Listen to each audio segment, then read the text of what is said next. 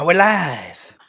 Hello, everyone, and welcome to another episode of Geneset Rising. I'm your host, Pep, Peter, and I'm here with my lovely players. Say hello, everyone. Hey. Hello, everyone. Hello. Hi. Here with Brent, Bernier, Robert, Shai, and Larissa. We still got one more player afterwards to introduce, but that'll be another session. So, who would like to give a little bit of a recap, or we can go around and describe what you remember of maybe one point from the last session, something your character did, and we'll go from there. Let's start with Brent. Just one detail, or do you want all of the point form notes? Whatever. Not all your notes, just something that stood out to you. Something that stood out. The captain stood out. Super Baltimore Clipper, the dwarf with the tricorn hat and the emblem of a vulture. Super prominent character. Hell yeah. Captain was docked at the port in Tantor'In and accepted aboard not just cargo, but people as well. Some guests aboard the ship. Part of the crew were Brent, his character Rowan, Borbo, that's Robert, and the guests were Larissa and Bernier, Ika, and Trevor Boom. Robert, is there something you wanna say something about the session? Yeah, I remembered that Borbo was scraping his head against the top of the ceiling. One. I was intimidating a guy with a jug, and I was trying to sell CDs to the guy with the jug as well. I also remember that there was a smoking hot dwarf lady, if I remember correctly, that was eating sausage. Was she dwarf? She was a dwarf. I don't know if she was smoking. Oh, Borbo. And just a couple suspicious people, I think. And the captain is a Giga Chad. Yeah, you and Bernie accosted the poor man with the gourd who was just trying to pray in isolation. But no, he was pretty nice, and you guys were pretty nice too. And I think everything turned out all right. Burns. Well, I was going to say, I think the other members of the crew kind of stood out to me, like Borbo himself and Ika. And I didn't have much to do with Rowan yet, but he's obviously a very interesting character. And Rowan's friend there, I feel like I don't know why I remember he had a peg leg, but like the second in command, what was his name? Oh yeah, the Chef Gilbert. Gilbert. Yes. Not even second in command. I just perceive him as second. He's just a chef, but I perceive him as... He just might be. He might be, yeah, you never know. Gilbert Gottfried. Can he please talk like that? Can we retcon that? Oh, no. I don't know if I can do that. The food ready. Come get your fish. Borbo, get your hands off the fish. Maybe I'll think about it. No, we're good. Yeah. He prepared the meal, the feast that the captain always asks to be done before he sets off on a big voyage. And so everyone got to eat and drink before the ship set sail. That leaves Larissa. Well, I remember we had a joyful night of giant feast and lots of music. Courtesy of Borbo and Trevor and Ika going ham on their instruments. And Ika had a nice, small but heartfelt one-on-one with the captain and was warned of a mysterious sickness, ether sickness. Who knows what that might entail? Yes. yes. The captain, he could tell that there was a bit of energy within Ika, and it stood out to him. And so he thought it prudent to give you that warning and give you some medicine along with it. Right. And of course, during the feast, you guys played your instruments. Borbo on the horn, Trevor on his goop tam tam, and Ika on the Fiddle. like a fiddle. Yeah, okay. Yeah. You can just call it a goo drum. It's a goo drum. A at the end goo of drum. drum. The title is Goop Tam Tam. I like the goop tam tam. Yeah, did you guys have like come up with a little name for your impromptu band? Was it like Goop and the Animals No, or I don't something? think so. Trevor Boom and the Booms. Trevor and the Booms. There we go. Okay, Trevor and the Booms. Beautiful. And yeah, you guys all set sail off into the horizon aboard the Curio Nimbus, the ship of Captain Baltimore Clipper. And the journey that you're setting off on will take a good little while, anywhere between 1 to 2 months to arrive at Geneset, the island of elements. You'll make a few stops along the way, picking up some other cargo, maybe some other passengers, before making your way there. But in the meantime, on the island itself, life goes on. Our next player, Shy, is on the island as a Genemental, which is a race of elemental humanoids. And you are currently in it's like a parlor of sorts, together with your mentor, Nan Babaya. She's working diligently. She's a big woman, a big Genemental woman, a lizard-like face with these big, long, flowing jowls. And you know, in particular, when she gets upset, her jowls will open up into a frilled lizard sort of mane. She's got yellowish skin. She's stern, but also very gentle. And she works really, really hard. Here at the port, here on the beach of Geneset, when it comes to the Genementals that live there, she is considered one of the elders. And she's currently in her parlor taking care of a patient, someone with terrible, terrible bad burn wounds, a fire Genemental who has almost gone wild. As she's working, she calls out to you. Tesella, I need you for a moment, dear. I'm gonna fly over. She's like, yes, hello, what's up? What do you need?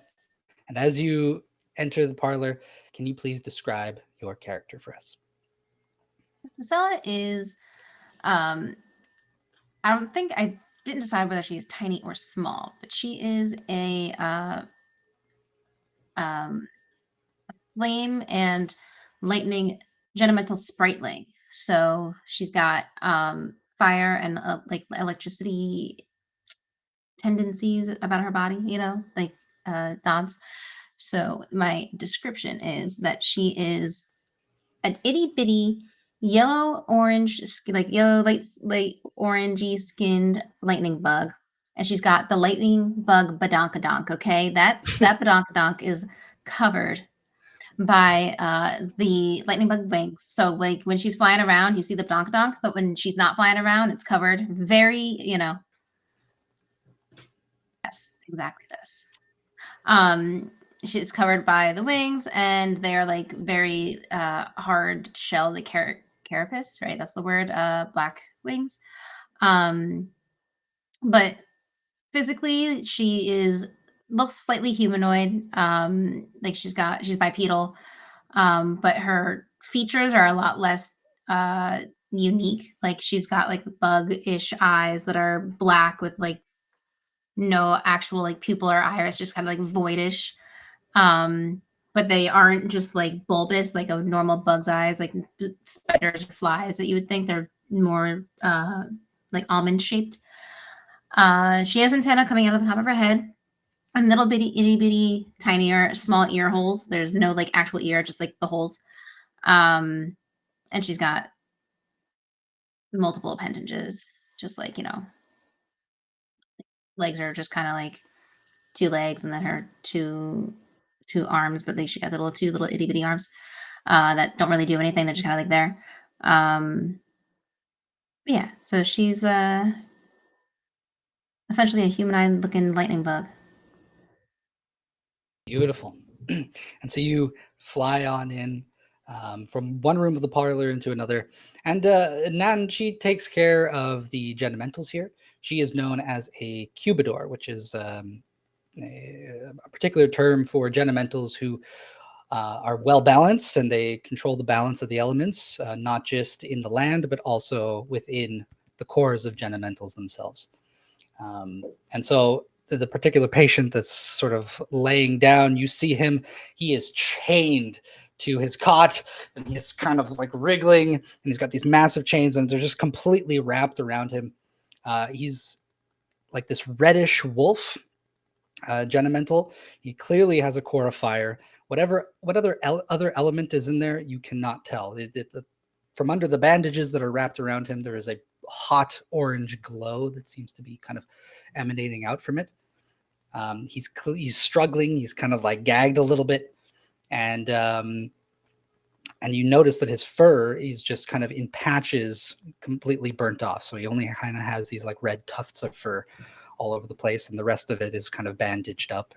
Some ointment has been placed on him, and he's just struggling against his bindings. She's kind of looking at him very sternly, and every now and then she kind of gives him like a palm to the face without actually touching him, and there's kind of this gust of wind that pushes him back into the cot, and you see he kind of like almost gets paralyzed a little bit, just for a brief moment each time she does it, trying to subside his anger and his rage. As she's doing this, she, without even looking at you, she goes, Tasela, please, can you get the door?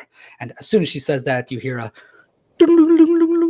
the bell from outside as someone is at the door. Like, exasperated side, like, I was just outside, and just like turn and fly over. Just like, I don't know if someone came through the door. Yeah, that's what that means. Nope, no, it's from the outside. Oh, someone's it's like kind of the like clanging doorbell. a bell on the outside. Yeah. So literally, like with her small but mighty strength, I'm gonna have her just throw the door open. Like, yeah, it's like, hello. Yeah, and as soon as you whip it open, somebody with a big box in their hands kind of like stumbles forward. They were kind of leaning the box up against it. Short little halfling fellow. He had one knee kind of under it, sort of propped up against it. He's having a hard time, and he tumbles forward. And the top of the box falls open, and all these little vials kind of begin clattering all over the floor. And he goes, oh, no. And he starts picking them up and putting them back in. And there's some soft, like, kind of bedding inside of the box that he's putting them all in. He goes, you have to be careful. Please. You're telling me you're the one who dropped it, and she's gonna like fly around and try and grab him and throw it in the box too, I guess. Mm-hmm. So, yeah, what are you delivering? What is this? I don't remember. It's probably for her. I don't know. Sorry. It's the shipment. David wanted me to bring this to Nan. There's not much medicine left, so we just wanted to distribute what we could here. We're just still waiting for the ship to come in. And he's sort of like, and he's like, where should I put this? And he's like kind of pushing it through the parlor. And he goes, oh, okay, here you go. Like literally like 2 arms like above her head, just like holding onto it. Just like, I'll give it to not. The ship's still not in yet. Are you serious? We've been waiting. And just like hover over and put it on like a counter or a table or something. She talks to this guy, this halfling, like, what else is there? Else that you need to deliver? Is this the only thing? And yes, actually. And he kind of scoots over to the box, and he pulls out from the bottom of it a letter, and he goes, I'm pretty sure this is for Nan, but here you go. You can, if you want to give it to her. Is she in, actually? we're treating a patient right now. I don't know if it's the best idea to go back there and bother her. So she'll take the letters. Like, do you need something? I can deliver another message. But we do need to get to work. There's a lot going on. He goes, nope. And he like kind of stands up to attention. And he goes, just the delivery boy. And he kind of stands up straight and he goes, I'll be on my way. Great delivering. I'll see you again soon. And he kind of like goes up to the door and he goes, Oh, and just I don't know. It was Chain Dillion. Thank you. And he scoots off. She's gonna, like, almost immediately, she's not gonna remember that.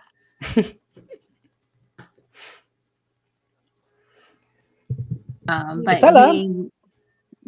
immediately she and right after, like, he closes the door, she's gonna pick up the box and throw the letter in the box, pick up the box, and float back in. I'm coming. What was it? This package with vials and healing, and the ship hasn't come in with the shipment yet, and we're getting some things, and there's a letter in here for you. I didn't read it, but you should read it probably because I want to know. Oh, thank you. Do you mind watching this one right here? She'll glare at the poor, tortured, struggling wolf creature and be like, I will do just that. Thank you. Don't take your eyes off of him. And she kind of goes up to the box, and she has these little kind of glasses she puts on, and she looks inside of it, and she goes, okay, well, it's not that many. This will be good. And she's kind of looking at them in the light. And then she takes out the letter, and you can hear her kind of rip it open. And she's like reading it, sort of mumbling under her breath. As she's doing that, the man in the cot is glaring right at you. He's got these red hot eyes. His core kind of subsided for a bit, and then starts to glow a little hotter again. He's kind of doing this like weird growl from deep within. John, this he's got a problem with me. I don't like it. He's giving me a look. He's got like a kind of a bandage sort of tied around him, sort of gagging him a little bit, and he's like kind of biting down on it, and you see like where it meets his teeth, it starts to burn a little bit. She's gonna, for visual effects, it's like going like flame on, but like she's gonna start like lighting up a little bit, like she's gonna start getting a little flary, and she's like, do not start with me, you're on the table for a reason, do you want help or not? And it starts to like burn away the thing in his mouth, and then there's this gust of wind that passes right by your head as Nan kind of does like a little palm strike, and he gets sent back into the cot. His eyes kind of roll back, and he gets sort of dazed and paralyzed for a moment. She goes, Gisela, you want to fight fire with fire? Come now, burn the whole place down. Is that racist?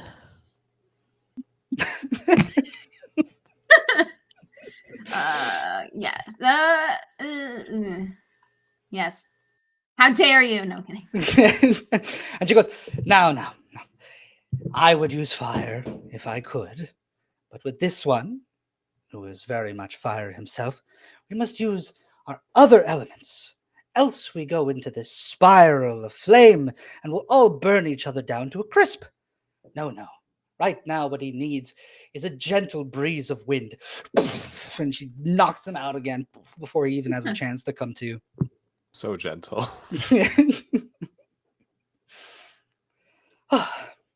No, we have the medicine. We'll give it to him. He'll go to sleep. It won't deal with the problem, but it's fine. I'll keep an eye on him overnight. She takes one of these vials, and while he's kind of unconscious, puts some of the powder down into his mouth and pours a little bit of water and forces him to drink it, and he stays conked out. Hopefully we'll be okay through the night. I mean, I could stay here with you just in case. I won't go fiery. I can pick a different. I can. I don't know what his other core is, but I can fight fire with lightning. Yes. If under normal circumstances, Gisela, I would have you watch him with me over the night. But actually, there's something here that I need you to do for me today. She takes up the letter again. She kind of skims it once over again, folds it up and hands it to you. And she goes, I think I would like for you to take care of an issue.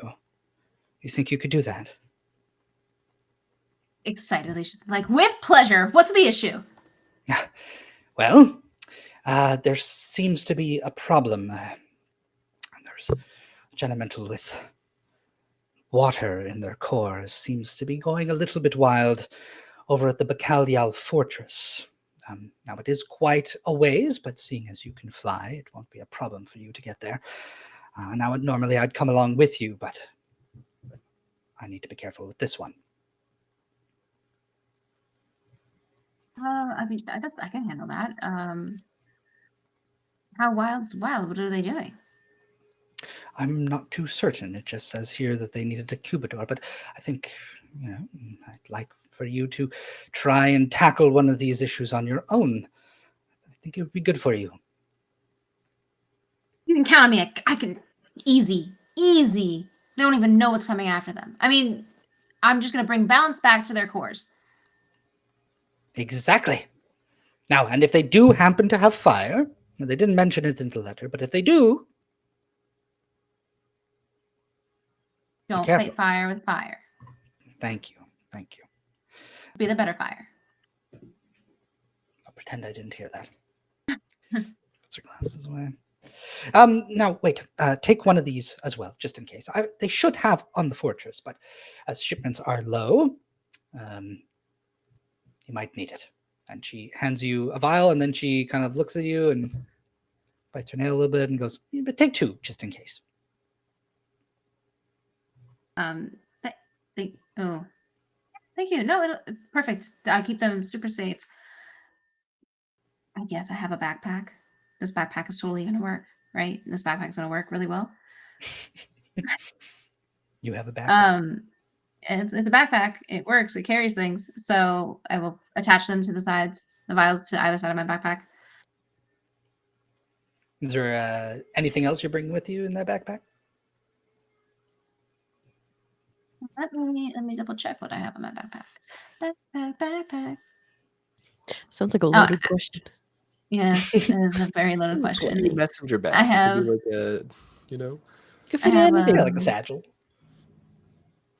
It says I have a pouch, so awkward. I'm gonna say she has a backpack specifically for carrying things. She has her weapons on her belt, so like everything else is just kind of like there. She has nothing else to her name. So yeah, I now have vials and an empty bag. It's fine. We're fine. Everything's fine. Sure. I mean, this is an opportunity too. If there is anything that you in particular you want to bring with you, if there's anything Tesella would bring with her, you can mention it. But if not, we'll just. I don't have anything right at the moment. I mean, I'm sure she would. I mean, rations probably. But like water pouch, water skin, food. It is, even if it is slightly far, we're flying. She's gonna need energy. So, but aside from that, nothing else really comes to mind. Okay. Water skin? I thought she was a fire elemental. Gotta hydrate. Yuck. Fire hydration. Just liquid lava. Vapor. Guzzle it, Oh, you're onto something there. Okay, so you grab your bag. Do you take off right away? Yeah, I think so. Okay. So let me just paint the scene a little bit. Before you head out, you are on the north beach of Geneset. And it is, and you're situated sort of, I think I have the map up on stream, right? Yes. Can people see it? Yeah, so this little northern nub attached to the island. This is where the majority of the population of Geneset is. There's quite a lot of people, and especially along the port. So like the boardwalk and port of the actual beach. There are large warehouses, large docks for ships and shipments. A bunch of sailors live there, and there's like taverns and things. And so there's all sorts of manner of people. It's not just Genementals that live there. You are closer inland, sort of right at the edge of where these like big rocky cliffs are. closer to the entrance of what is known as Terra Frenetica, which is the center of the island. It makes up the majority of the island. And some Genementals live up here. In particular, it's kind of like a tribe of Genementals that are led by the elder Nan Babaya. And so you live a little bit secluded from the port and the busyness of like the humans that live there. And so you have to sort of make your way down to the beach and then fly out across the water to the fortress, which is out in the ocean. And you would know this. You've been living on Geneset for, how old is Tisela?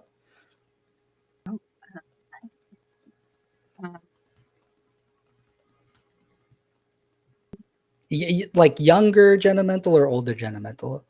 Younger Genemental. Younger? Okay, so you can be as young, like anywhere between realistically like 4 to maybe like 10. That would be like a younger Genemental. They develop very quickly when they like hatch from their chrysalis. I'll make her 8. Okay. So you've been there 8 years. You only really, like the first couple years, you don't really remember very well. It's like when you're an infant, you can't really remember the details of your upbringing, you know. There are specific memories and things like that. So you have like memories, like 5 to 6 years of memory. And you've been with Nan Babaya all those years. She's raised you, essentially. So you're kind of like her child, but not really. She takes care of any newborns that arrive.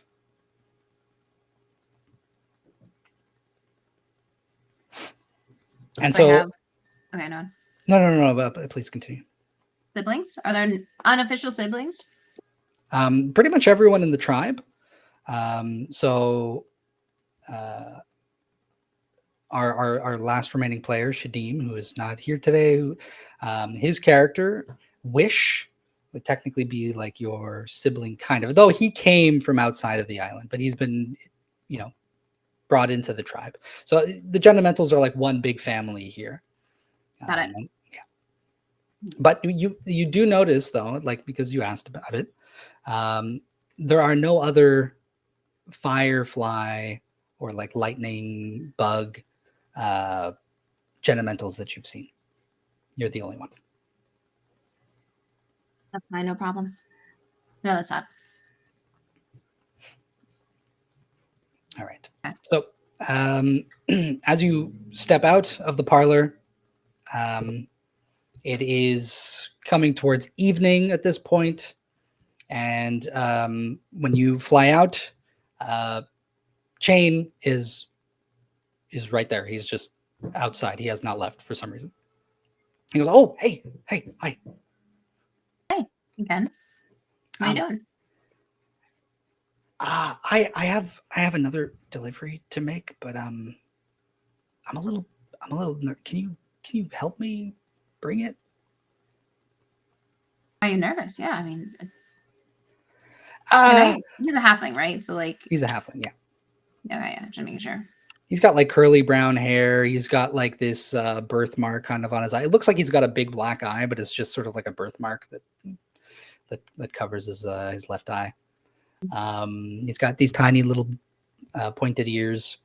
He's pretty short. He's maybe about like 3.5 feet tall. And he's wearing like sandals, and his feet are incredibly hairy. And he's got like this big kind of delivery boy satchel. What are you nervous about? I can help you. That's easy. But do you need some confidence beat into you? I can do that easily. No, don't. I mean, does it work? It's an expression. Oh, unless right. you need it to be. Oh no, I'm fine. You know what? Maybe I'll just do it myself. It's fine. It's fine. I shouldn't have asked. Nudge him. It's too late. She's nudging him wherever the package is. If he's holding it, she's nudging his arm and the package. She's gonna like fly into his arm, fly into his back, and just like make him stand up straight and like rearrange his entire posture. Yeah, he kind of like stumbles forward a little bit, but then like stands up straight, and that's like, I don't know, a good time for a posture check for everybody. He's there. Okay.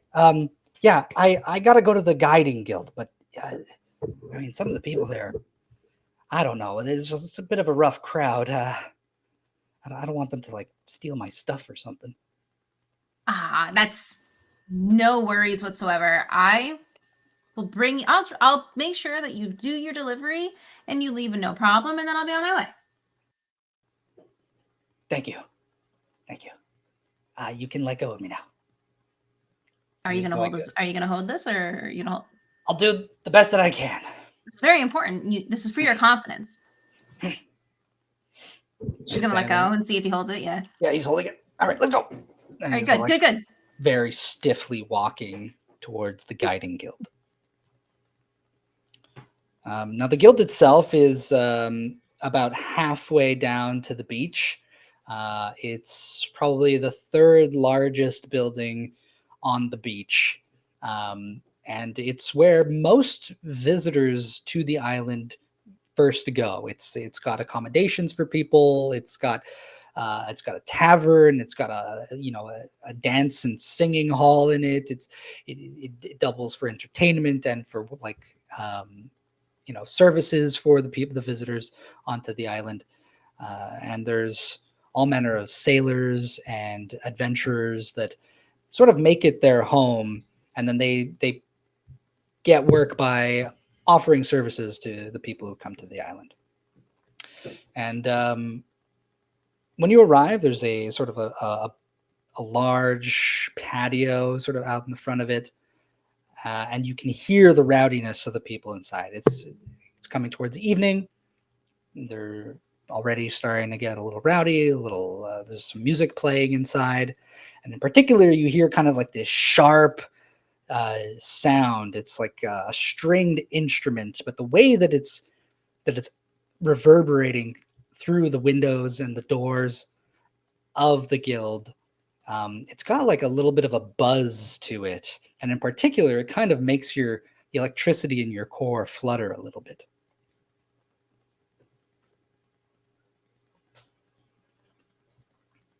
I like it here. This is nice. It's a good feeling. That's where we have to go, right? Yeah, right here.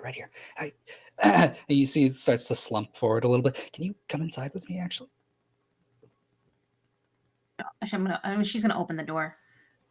And you open it up, and the noise kind of like doubles in volume. There's quite a few people inside. There's a bunch of the dock workers and sailors, and just kind of like drinking away, eating their meals.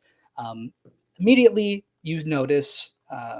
Well, I guess I'll ask you: have you ever been to this place before? I'm going to describe it nonetheless, but just so that you know, for your familiarity. I feel like if she's been here for 8 years, she's probably, either for trips or for messaging, I'm sure she's been around the block doing, I don't know what exactly, but something. Okay. Yeah, you've accompanied Nan a few times to come here when there's a bar brawl or something that goes on, a tavern brawl. Occasionally, a Genemental or two get close to going wild, and she has to come in and knock some sense into them. And she usually takes you along with that kind of stuff. But you notice there's sort of the main counter as you walk in.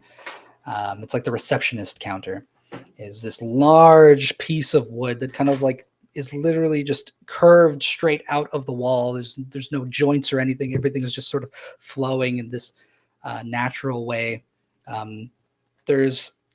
The wall is entirely covered in this blue-like vine, and there's like a giant icy rose in the center of it. This white, almost blue rose. The vines kind of extend over the counter down onto the floor, and they're all moving slightly. There's like little bits of buds and rose petals. Everything kind of is like shifting slightly. And when you walk in, Shane kind of like looks around and he looks at the counter, and he kind of goes up to it. And there's this little like step stool for the shorter folk to kind of like step up and look over the counter. And he tiptoes his way carefully not to step on any of the vines. A figure in the vines kind of begins to creep forward, and like cracks of ice and this bit of like frosty mist starts to come off of it. And you see the shape of a humanoid kind of pull themselves out of the vines. Their head or their face is just like a giant rosebud. The petals kind of blossoming outwards. They're frosty and icy. And as they move forward, they get up close to Chain. And he kind of immediately starts stepping off of the stool and away from the counter. I'm keeping him up there. She gets Like really flying next to him, close just- to him. Stand your ground.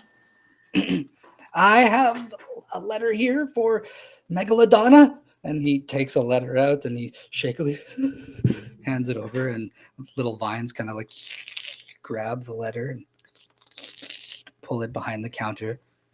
And the leaves or the petals of the rose kind of vibrate a little bit as you hear the voice come out from it and go, "Thank you." It recedes back into the wall, and the vines kind of begin to curl around as they make their way through the guild over to the stage at the back, where the music is coming from. And there is this bluish yellow shark girl with kind of these two puffy pigtails. And she's got strapped to her back this giant contraption with these like 3 vials of glass, these massive vials of glass. And there's just kind of this reverberation, this like powerful, like almost like rock music coming from it. And she's just kind of like screaming into like this makeshift microphone. Everything's connected to these vials and it's just echoing out this electric sound. Yeah, she receives the letter, and people are, they're chanting and singing along. And Shane kind of like is standing there, and you can see he's trying to like push up against you. He's like, "Can we go now? Please, can we go? Can we go? Please, please." I'm so worried, and she'll like let him step off of the thing. You did great. You did the delivery was good, and now you're safe. Let's go. This is amazing. Thank you. He kind of like steps out. He turns to you and he goes, I don't know. I don't want to offend you. They're like, I'm not going to say it. It's fine. Thank you so much. And he kind of gives you a polite bow, and he's scrunching his face. I don't know how she'd react to that. I'm not gonna lie. We're gonna drag him out of the building. I know. That's what she's doing. She's gonna pull him, not drag him like he can't move, but she's gonna tug him out of the building. Okay. All right. You don't have to be so forceful. I'm being forceful. Let's go. And you drag him out. At a certain point, he goes, "Wait! I'm not. Where are you taking me? Wait. You're not done? Oh, you're not done? You need to go back inside. No. I'm done. I'm done here. I'm done. I just want to get back." Oh. You're good. I'm good. I'm absolutely good. I totally didn't just drop all my letters all over the floor. Wow, method acting. Fantastic. Oh my goodness, what a mess. This is gonna take me a while to clean up. But we're fine. He starts picking them up. He starts picking them up. He had that like a water bottle that spilled with his favorite, with great water inside that is gone. And now there's just all his letters are wet. His keyboard is wet. His mouse is wet. Is this a good time to take a bio break? This might be a good time. I think we have to, honestly. Fair enough. I don't think I have a choice. Yeah, please. I'm so sorry about that. I totally lived that. No, don't be sorry. Please make sure that you're good. Thank you. In this time, A stranger from the dock comes and brings a towel. Oh, lad, you gotta be careful. If you're delivering letters, you can't be putting water with them. That's not very smart. We've all been there, buddy. As a fire elemental, I'll help you dry off really quick. The letters. Yeah, he kind of like separates them a little bit, and you can like blow dry them a little. Oh, drying them. Yeah. Oh my god, how much water was in there? There was so much ice. The flask of infinite water. I knew I shouldn't have brought it. Why did I bring it? I'm such an idiot. I'll just take that off your hands if you really don't want it. No, I'm a really thirsty boy. Need to stay hydrated for all these deliveries that I might not make. While we're cleaning, fixing. So, what were you gonna say? I wasn't gonna say anything. No, look, I didn't even get your name. Until you tell me what you need to say, I think it's best you don't know my name. Well, no, I mean, I want to thank you properly. Look, I've had some. I've had some really bad experiences with Genementals in the past, and I don't know. You're like one of the few nice ones. She's gonna very smugly like get right next to his face and like cross her arms, all proud and like like the meme of the proud goat. Like that's her face right now. Just like Tisella Soothsayer, you're welcome. You're welcome very much. Oh, Tisella, well. Thank you. We can take the bio break, dude. Like, what do you mean? I'm wiping off my letters. I don't understand. Letters.